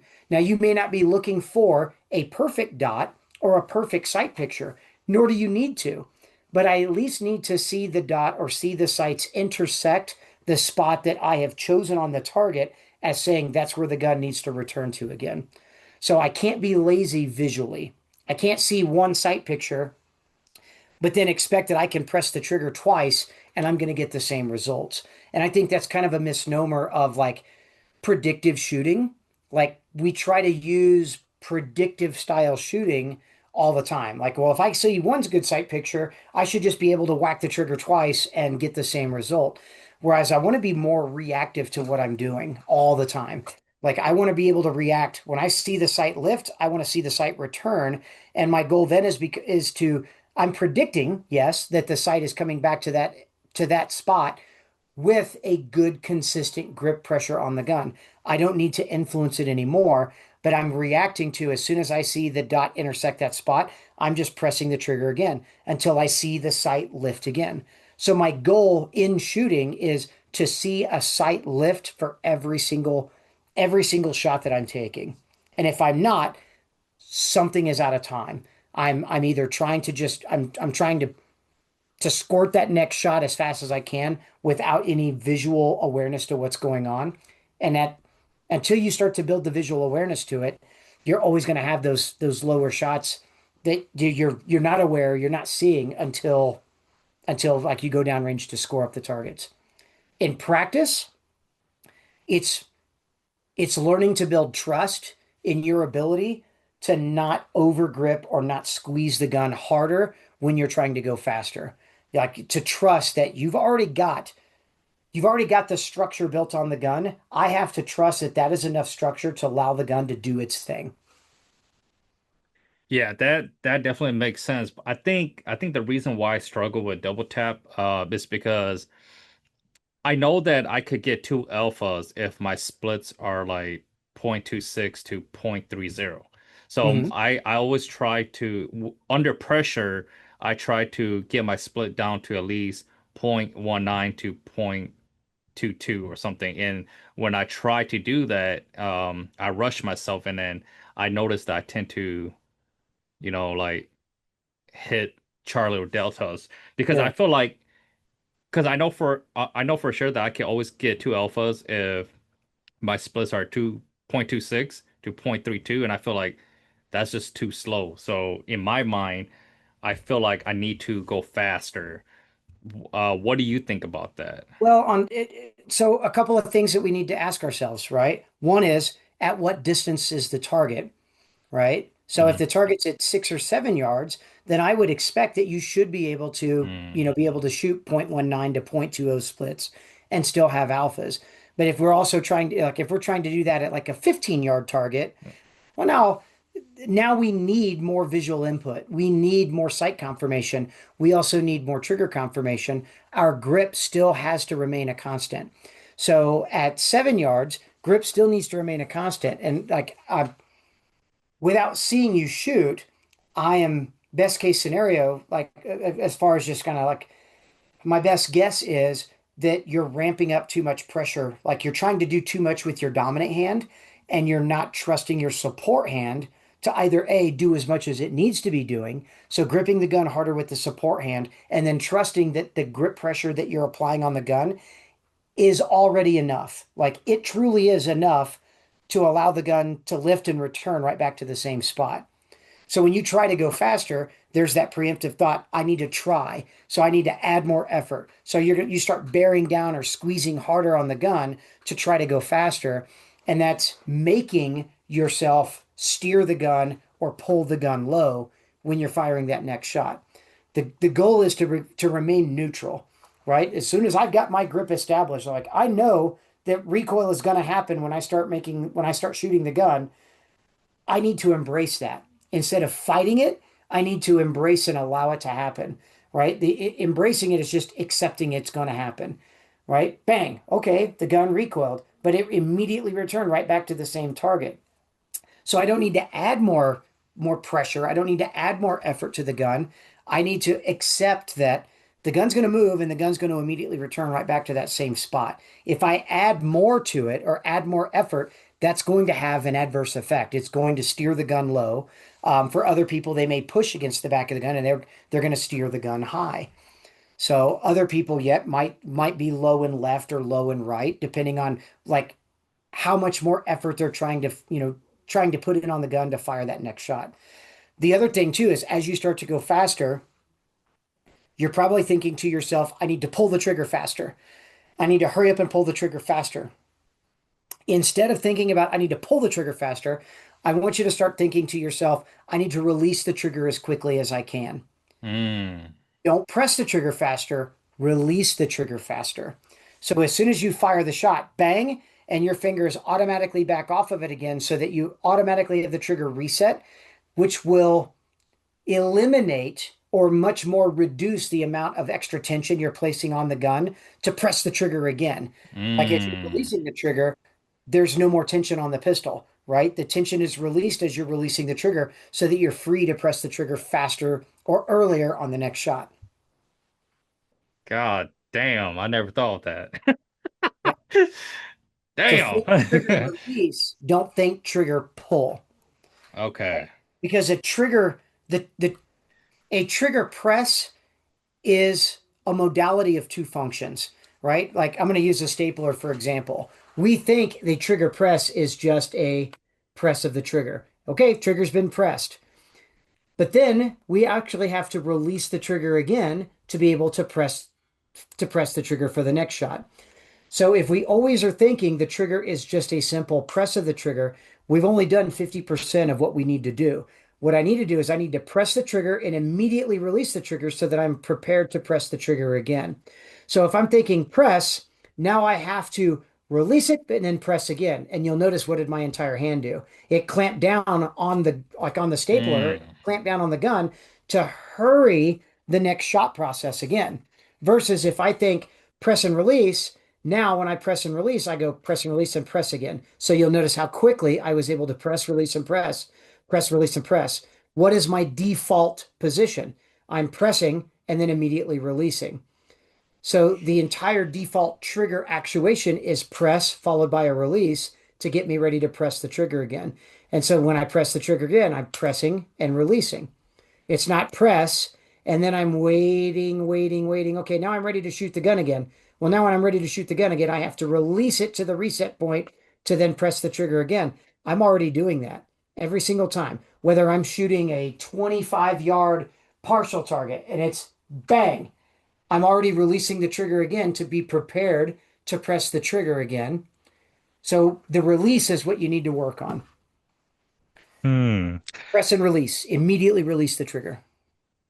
I think this actually is something really cool that, Ku and I, we talk to a lot of grandmaster level shooters and a lot of instructors and trainers, and everybody's always got a different perspective on things. And, as much as we think that we understand like everything there is to be said about it, everyone always comes to surprise us. And that's actually really good. I'd never considered it that way. Um, wow. Thanks for sharing that. I'm going to be practicing that more. You bet. Damn. That's bars right there, man. Yeah. That's one of the surefire ways to get you broken down past hmm like 20 splits. If I can Hmm. learn to release the trigger, like especially during recoil, right? Yeah. Reset during recoil. So as you press the gun or press the trigger and the gun goes bang, like I hmm need to be off the trigger so that by the hmm time the gun recovers right back to the sights again, I'm already prepared to press the trigger whatever nominal amount hmm it needs to fire the gun again. And if I fire the gun and I can release the trigger during the reset, right, or during the recoil process again, the cyclic rate of the gun, I'm then prepared to press the trigger sooner and sooner and sooner, which will again eliminate or much more reduce the amount of extra tension that I'm placing on the gun, trying to like release the trigger and then press the trigger again. Because then we have a tendency to pin the trigger to the rear, hmm which means that I've got way too much more tension on the gun. And now I have to release the entire hand to start working the finger by itself. So the big takeaway for me was when I just focus on releasing the trigger, it's like I said, it's got two modalities, right? It's press and release. It's not press and then release to press. It's press release so that I can press and release again, press and release again, press and release again. There's always a release after the trigger's been pressed. So for those of us who are watching and they don't quite get it, what a lot of people don't understand is a lot of people blame the trigger finger. They're always like, okay, you gotta press the direct pad, or it's too much trigger or too little trigger. And a lot of people don't realize that it's a lot of times it's these guys wanting Yep. to play that are really importing that low left that you're getting. It's really these guys, and being able to isolate that, that Yep. is that is the bane of many shooters, especially me. Yep. Damn. Damn. You Yeah, got well, me. we're gonna clip that. We're gonna clip that because that Yeah. was that Yeah, was that actually I yeah. really like that. I Thanks for think sharing that, Tim. I think Good. the reason why I shoot the way I shoot, and I'm not saying that the people that are saying this is wrong, but like you know how like a lot of people will say slap the trigger, right? So in my mind, it processed as all right, I gotta just press as fast as I can. But the way you explained it, it makes a lot of Mm-hmm. sense. Mm-hmm. Okay. Yeah. Okay. I mean, you're still pressing the trigger Yeah. aggressively, Yeah. i.e. a Hmm. Yeah. slap. but the slap is not just, it's again, Hmm. it's not one direction. It's not slap it to the Hmm. rear Yep. and then expect that I'm going to have to then reset it or like release it to be able to slap it again. The slap, like ultimately, I'm trying to slap it. And you'll notice, where did my finger immediately default to? It defaulted right back to resetting and be, so I'm ready to slap it again, slap it again, slap it again. So it's not slap. And then now I have to reset it to slap it again, which Hmm. creates a lot of extra tension in the hand that doesn't need to be there. All right, man. I think I'm gonna be GM next year, man. Let's do it. I'm just Do kidding. I'm just kidding. But damn, that's good to know. All right. So the next question, when you're coaching student, how do you balance fixing fundamentals with building confidence? I think it goes hand in hand. So there's one thing that I do in my classes that a lot of instructors don't do, and that's I don't really have a like a vetting process, meaning like I don't require shooters be like C class and above or B class and above or A class to take a particular class. And I've done a very good job, I believe, um, and I've been told as such too, of being able to maintain a really good balance between brand new shooters that might be on the line with some very, very seasoned veterans, like all the way up to having a shooter that might have just got their first firearm 4 months ago, on the same line with a multi-division grandmaster who's looking, to refine a particular skill set. Um, I would say that confidence itself is built in mastering the fundamentals, no matter what, right? So it like I don't really believe it that there's like a whiz bang particular technique that's like somebody needs to learn here to get to this, and then a completely different like whiz bang particular technique that they've got to get to take them to another level. That the shooters at the highest level are just applying the fundamentals, to doing whatever else it is they're doing. Can I still press and release the trigger while maintaining accuracy and maintaining a consistent grip on the gun at 25 yards? Okay, now can I do that while I'm moving, or while I'm walking laterally right to left, or while I'm walking, downrange or uprange, backing out on that target? It's still applied fundamentals. So building like like I think the building blocks of any shooter is to understand what it is they're trying to accomplish and understand really the simplicity in shooting and not trying to muck it up, so to speak, with a whole lot of like extra jargon and scientific quotes and this and that and the other. It's like, hey man, it's very simple. If I can keep my grip maintained very consistently on the pistol, then the only thing that I have to focus on is visual processing of information from the sights as they relate to the target, and then physical processing of how I'm pressing the trigger while keeping the sights on the target. And then learning to do that at faster and faster and faster rates of speed. The faster and faster rates of speed just come from just honestly just come from reps downrange. Like you're going to have to spend some time learning to master that. And learning to master it, like I said, there's not a particular technique. It's just adherence to the fundamentals and building a lot of trust, along with building a lot of trust in what you're doing, trusting in yourself and trusting that the gun's going to behave the same way. That's when the confidence really takes a leap higher. So it's like I don't approach somebody at like that maybe at a grandmaster level and approach them any differently than I approach somebody that I'm teaching to shoot, maybe to press the trigger for the first time ever in their life. It's learning to embrace that recoil is going to happen, the grip and the physical connection that you have on the gun is adequate for that. So now let's just build the trust. Let's trust in what the gun's going to do. Let's trust ourselves to always be allowing that to happen. And then with that level of trust, the speed starts to be more consistent. And then you get consistent to a point where you are very, very confident in your ability to one level. And then it's now we have to get out of our comfort zone to push to the next level. There's not a particular technique. It is absolutely, positively, without a doubt, more trust that your process is enough to go beyond your comfort. And exceeding comfort is like it's an inoculation. Like it's you've got to expose yourself to it over and over and over again at higher rates of speeds to get comfortable with it. Like I compare it to driving, like when the first time like and you guys are still pretty young. Remember when you got your driver's license? Like at 16 years old, right? And your parents probably, if your parents were anything like mine, they put a little bit of a restriction on you. They were like, listen, Koo, you're going to take surface streets anywhere you go. You can go and drive to your buddy's house, but don't you dare get on the interstate. You're not experienced enough for that, right? And if you're anything like I was, you left the house and you were like, I'll be damned if my parents are going to tell me what to do. I'm going to get on the interstate anyway.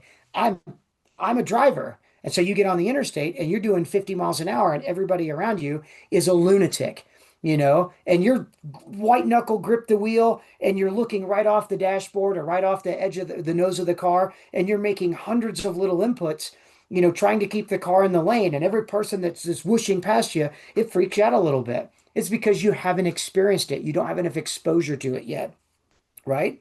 But Hmm. then what happens?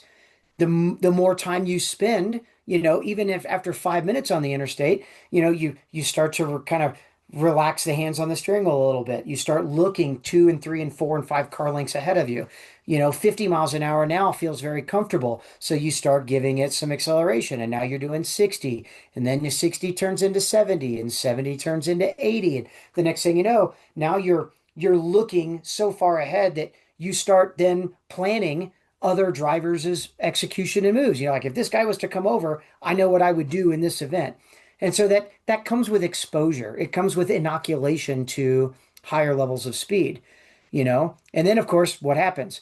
70 becomes 80, becomes 90, becomes your first speeding ticket, you know, then turns into, like as you get older and become more of an adult driver, now you couldn't fathom getting on the interstate and only doing the speed limit, right? Everything becomes like, if this ignorant guy in front of me doesn't get out of the way in the left lane, I'm going to run him down.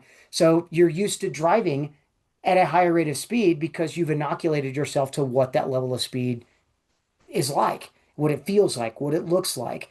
Everything about it you've experienced now and you've gotten comfortable. Shooting is no different.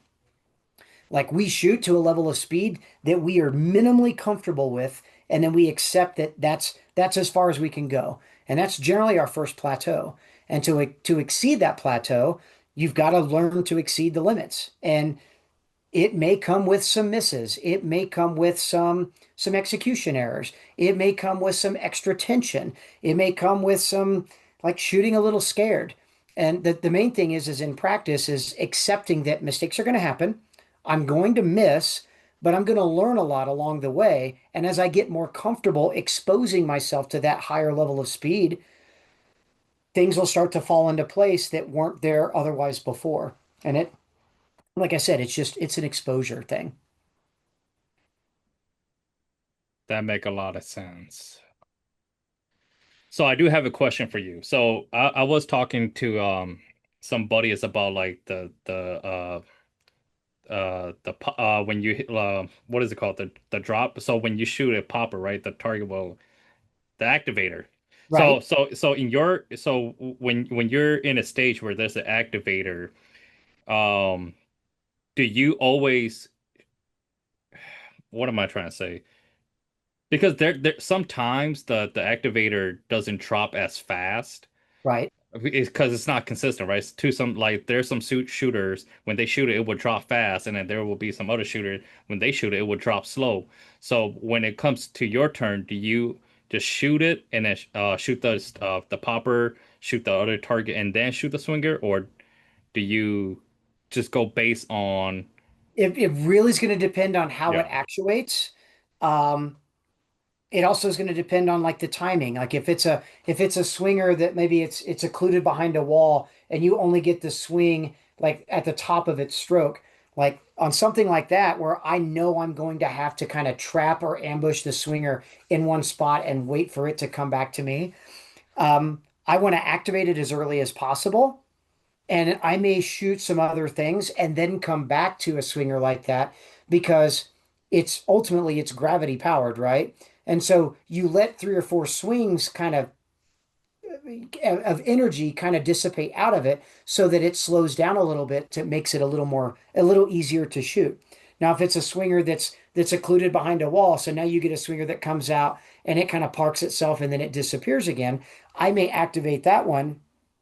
And depending on how long I have to wait, if there's a target right near it, I may shoot the popper that activates it, take that static target while I'm waiting on the popper or on the swinger to come to the sights.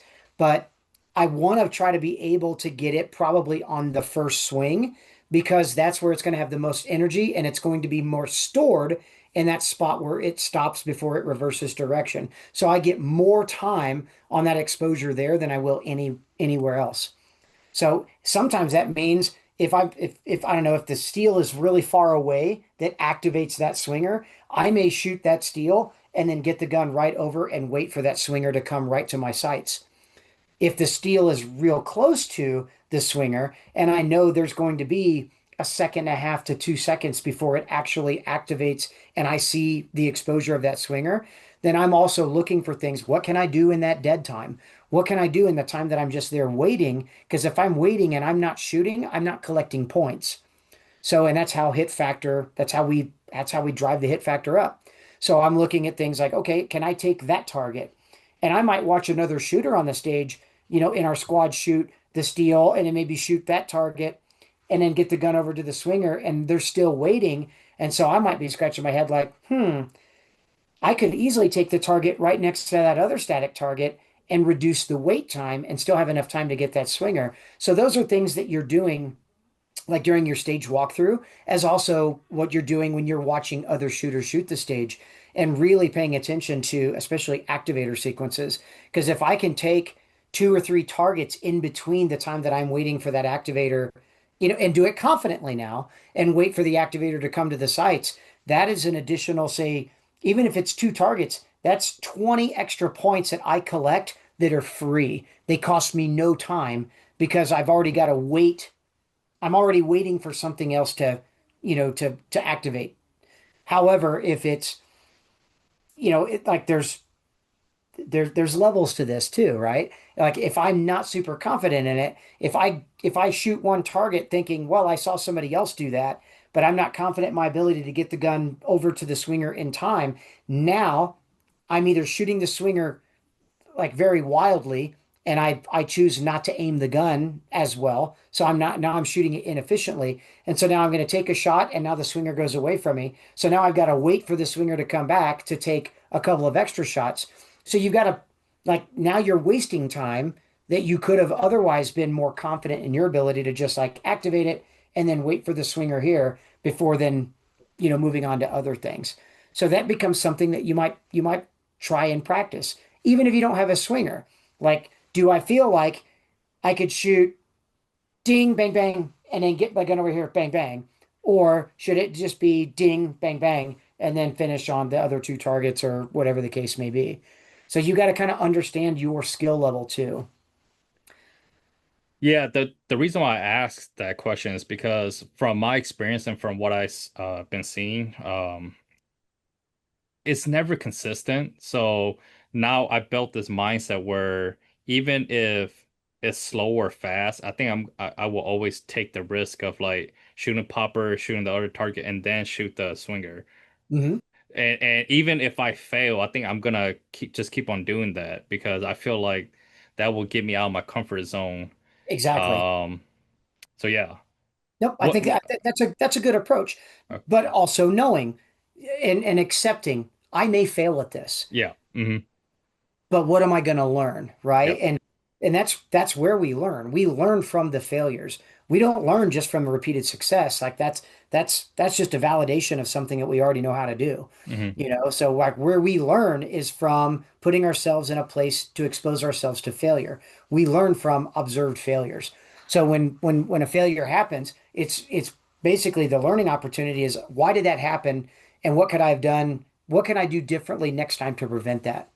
And that then you're progressing at levels of speed you'll never plateau at, which is a good place to be.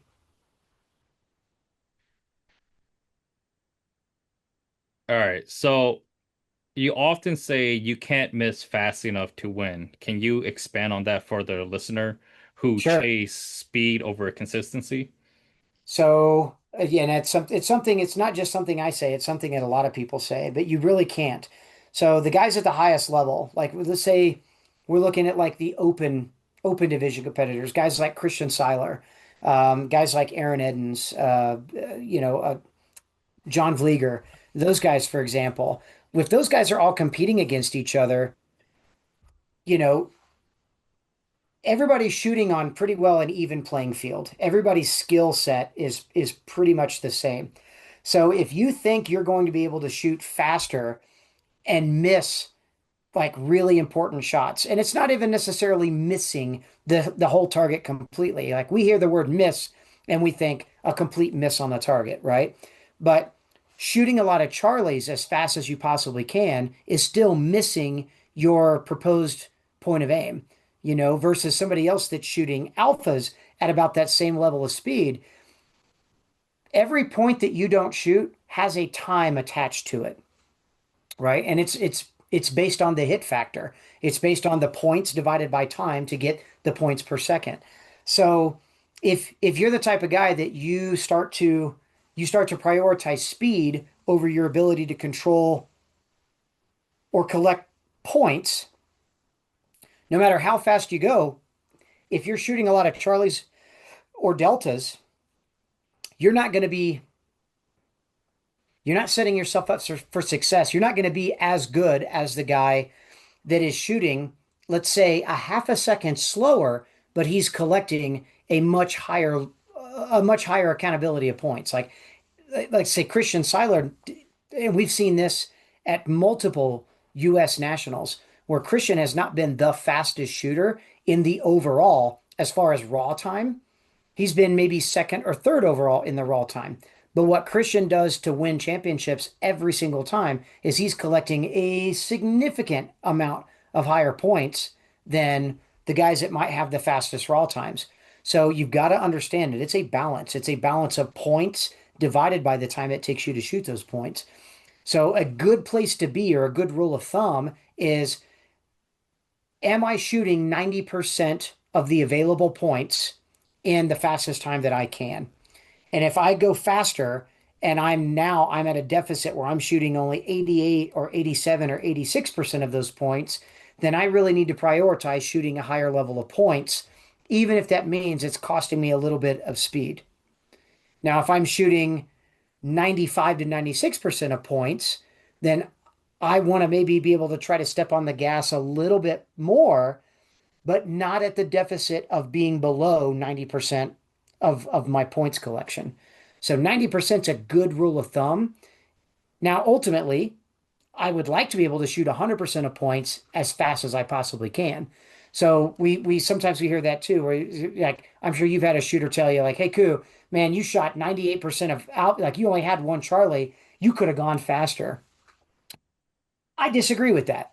Like ultimately, my goal is to shoot 100% of alphas or 100% of points in whatever, like in the fastest time that I can do that. So we tell people sometimes I think the wrong things, like, hey man, you're shooting really accurately. Now you need to step up the pace. Well, to my question then back to them would be to what expense? Like what's stepping up the pace? Is stepping up the pace like shooting absolutely wildly inconsistent or crazy? And now I'm not shooting very good level of points, but hey, I went really fast. Like you've got to understand there's a balance to both of these things. Guys in the high on the highest at the highest level, they are not concerning themselves with who shot the stage the fastest because they're all capable of shooting the stage wickedly fast. Shooting on the super squad like at nationals, those guys are focused on did they shoot did they shoot two Charlies or three Charlies, or did they shoot like seven or eight Charlies and a Delta? Because if they shot seven or eight Charlies and a Delta, I look at that like if that guy was my competitor and he's shooting wild, like he might be fast, but if he shot seven or eight Charlies and a Delta, I look at that and say, man, he left the door wide open. I no longer now have to beat him in time. I now get to focus on beating him in points. And ultimately, what am I most in control of? points or trying to shoot somebody else's time on a stage. I'm way more in control of my ability to collect points, so I'm going to shoot the points. Now, if you've got a guy that's shooting, let's say out of a 30 round, a 30 round course of fire, he shoots 29 alphas and one Charlie, and he shoots a pretty good time, like a really fast time. Well, now he's not left me any wiggle room. So I have to beat him on time, but I also have to beat him by shooting a higher level of points. But the guy that shoots like the raw time champ, the guy that shoots a really fast time, but he's got, you know, three deltas and five Charlies and maybe even clip that no shoot, his time is absolutely meaningless to me. Like my goal then becomes like, I just need to shoot a better points and I'll beat him by default. So yeah, you can't miss fast enough to win. Now again, this is also relative. If you're shooting in a very small contingent of shooters at a local match and everybody's shooting very, very carefully and very, very slowly, yeah, like the occasional I could shoot 10 seconds faster than the guy that's absolutely hunting and pecking every alpha on the stage. I could I could shoot five or six Charlies and maybe even shoot a miss and beat him if I'm doing that at a much faster rate of speed. But there's going to come a point in time where it's it's a process of diminished returns, right? Like there's got to be a balance between the points that you shoot and the time it takes you to shoot those points. And then in that case, you absolutely can't miss fast enough to win. That makes a lot Oh, of sense. yeah, that's solid advice right there. All right, we're down to our last question. Excellent. How do you design drills that transfer directly to match performance? Um, that's easy.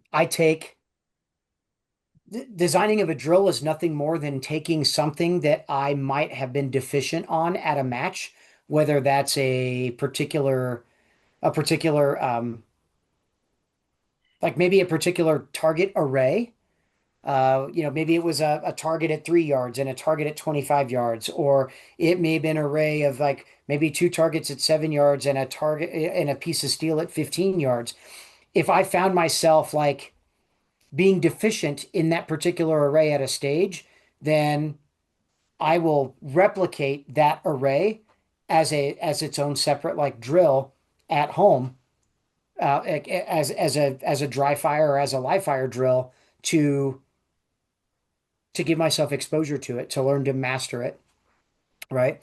The other thing too is like really focusing on where was I deficient, like at a match.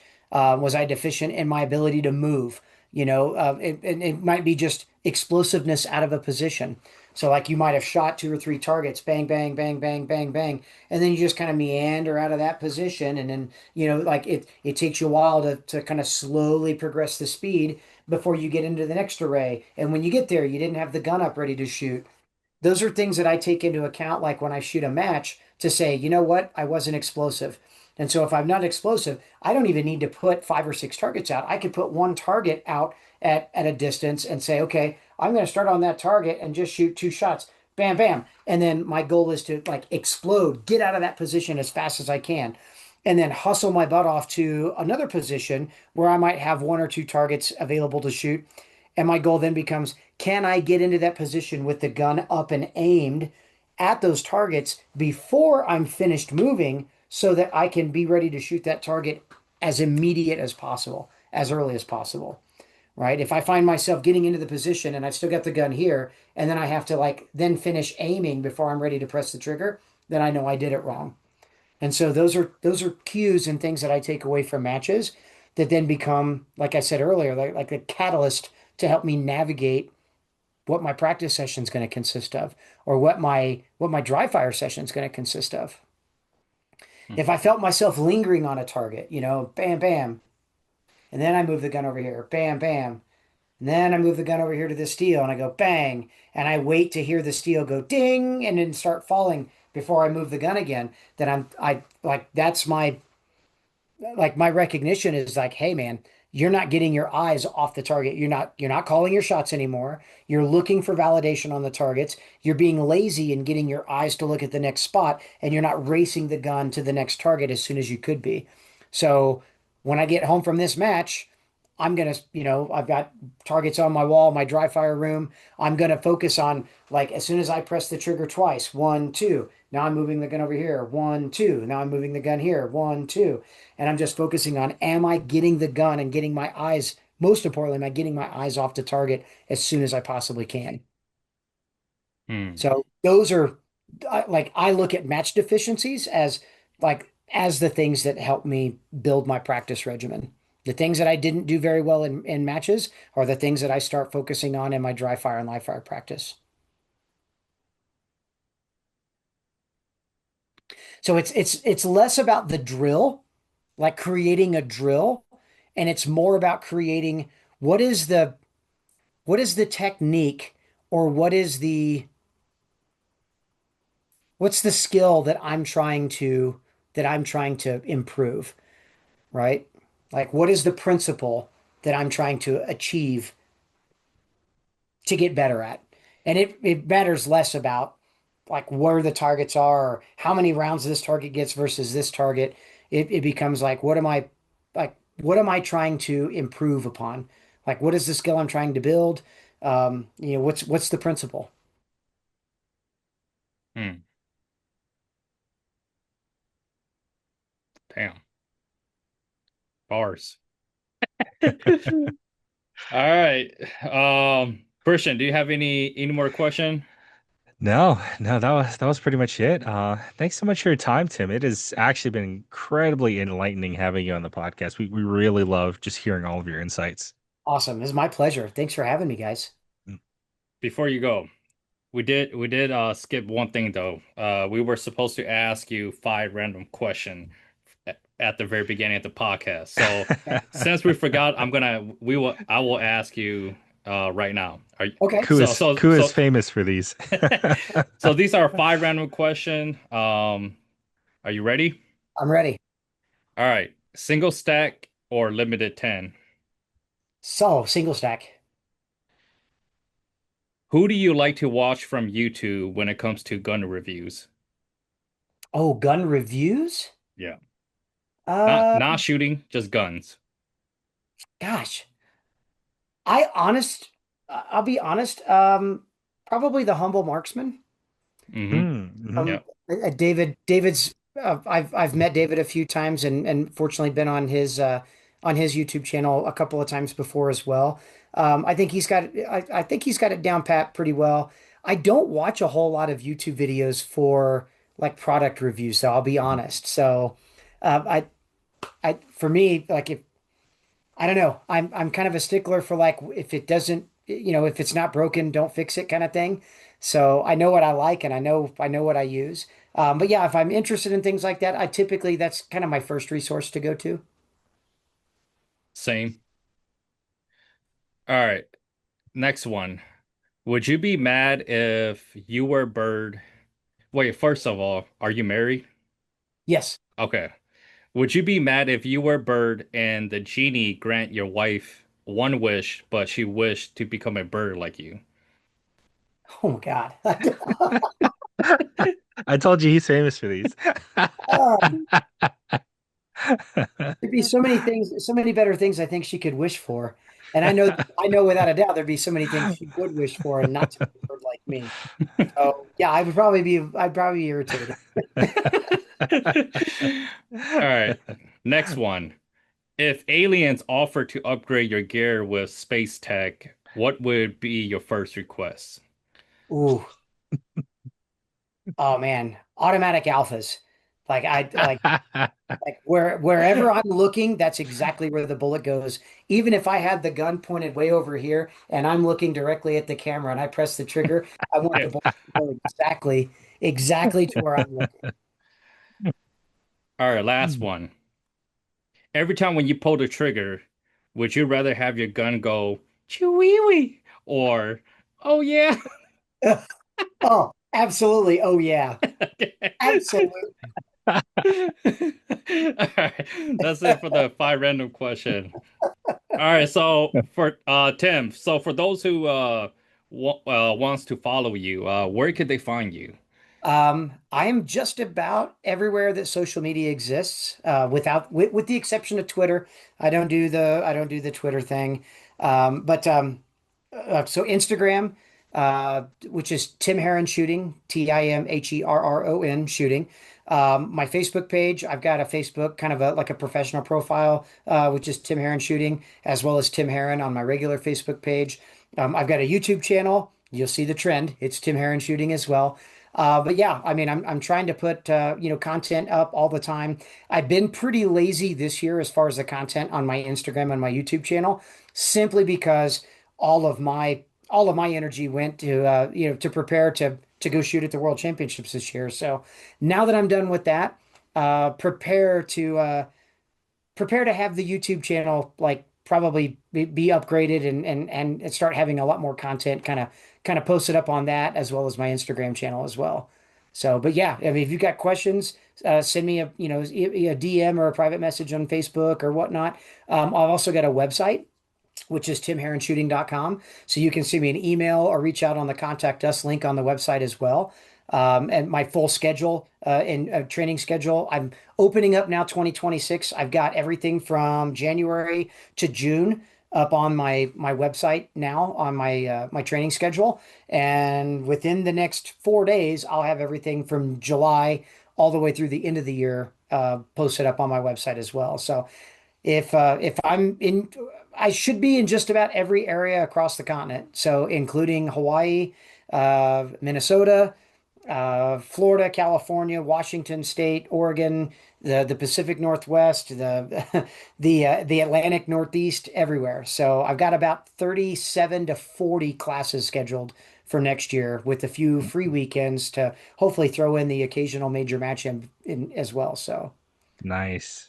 yeah, All right, I will leave all those links in the description. excellent, Yeah. excellent. I appreciate that. All right. Well, that's all the time that we have, Tim. We appreciate you, taking your time to talk with us. Well, thank you so much for having me. I appreciate it. All right, you guys Yeah. have a good night. All right, you too as well. I'm gonna stop recording right now.